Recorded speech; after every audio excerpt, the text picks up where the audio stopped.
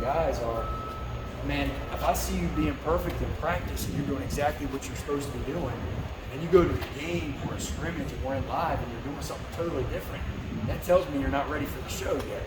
You know, and how can we count on you for that? So the challenge is to get the guys that do it right in practice also do it right in the game. Don't do anything different. You know, so that's the mentality that we have. Great. Well, then Antonio, he needs to see a different type of guy who don't have recently receiver defense.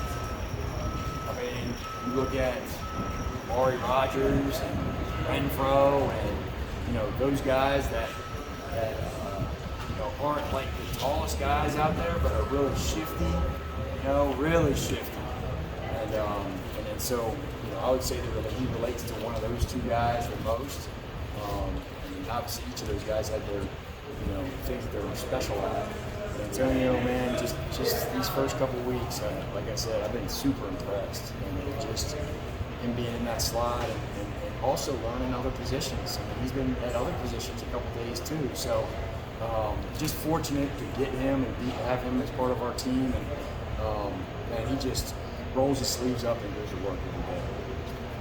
How much different do you feel like y'all have to be to have that slot guy kind of take pass, run pass, make space, means that make y'all a little different? Oh, of course. Well, anytime you have a guy in the slot that can make guys miss, I mean, it does nothing but makes you better, you know. And you got a situation where, you know, whether they're playing in the slot or on the edge, and you guys get the ball to those playmakers in space. That's a big part of our offense, dude. Get the ball to them in space, and then let's see what they can do with it. And a lot of times there might be an unblocked guy in front of them, but they can make a miss. So when you got a guy that's special like that, man, that helps you call certain plays, and it obviously helps the offense being successful. What's your expectations going from last Saturday scrimmage to this Wednesday? What do you expect to see out of the offense? Yeah, a couple things. One is I expect our tempo to get better. You know, I expect our tempo to get better and just getting in between plays, pre-snap intensity. That's number one. Procedurally, we've been solid, but we haven't been as good as we need to be as far as a few too many procedure penalties.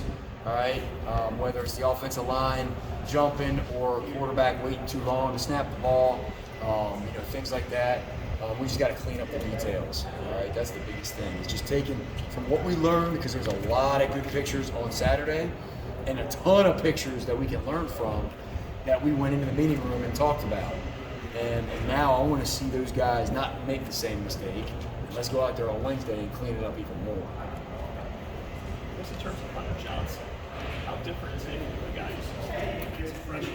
Talk about pictures, number of pictures he's seen. What can he add to the team? Yeah. Well, Hunter Johnson has been a great addition to our quarterback room for a lot of reasons, but his maturity, his experience factor, him just being able to mentor our guys. He's kind of been there, done that. This is his 6th year playing college football, so he's seen a lot of football. And so he's been able to, you know, process that and understand that, man, his role is such a big part this year. He's got a big role, and he's been awesome. You know, he's learned the offense. He's making plays. I mean, he throws as good of a ball as I've seen. You know, he's one of those guys. So that's been the same when I first saw him when I was recruiting him. But man, he's just such a great kid and a great part of the offense and a great part of the quarterback room. Can you elaborate on what DJ was talking about a couple of days ago as far as different routes based on the coverages and kind of reading and stuff, and just how the receivers, the QBs have done with that? Yeah, I mean, kind of just talking about it earlier. Oh, I'm sorry, don't worry. No, that's all right. It's just, hey, we have routes in this offense, all right, that we're going to be reading routes, and the quarterback's got to be on the same page with the receivers and the tight ends as they're reading the routes. And it's so important that we grind them and we're all on the same page, because when you're reading routes a lot, you know, that's the biggest issue, is whenever you're not on the same page. The quarterback's throwing it one way and the receiver's running a different way.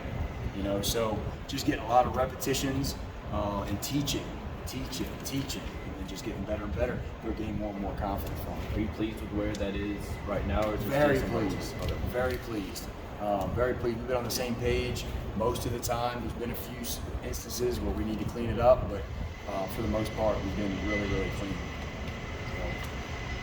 Brendan, I know outside of here, there will be folks that question Dabo's decisions to, he's going to hire his guys as opposed to going out and finding the biggest name coordinators when he coaches this. He's not into the transfer portal. He's trusting his guys.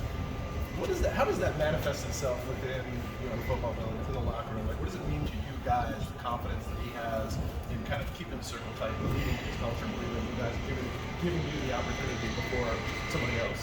Yeah, it's special. I mean, it's awesome. Coach Sweeney has created a culture of good people, and he has always been a guy of loyalty and a guy that if you earn it, then you deserve the right to get it. Same way we run our team. When Coach runs our team is you have to earn it every single day to get out and to be able to play on the field. Well, it's the same thing as a coach. You have to earn it first.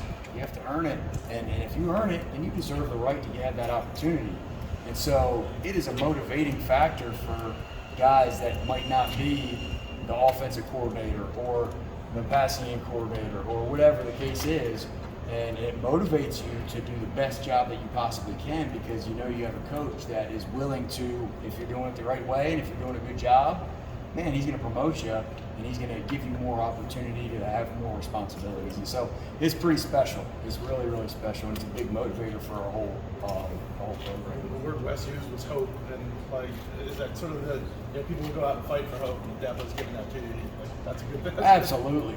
I mean, hope is a big part of this program, and so yeah, that's a big part of it. Do you see it sort of how it mirrors his own story? I mean, Dabo probably shouldn't have been playing football at Alabama. He probably shouldn't have been head coach here. And, yeah, he's people trusted him, and he feels like he's got to do that. 100%. Somebody had to believe in Coach Sweeney to get where he is, right? Give him an opportunity because they saw something in him, and so that's what he's been able to do with the staff in a lot of ways is, man, give guys opportunities and you'll be surprised on what they can do with it, and so that's exciting. Very good.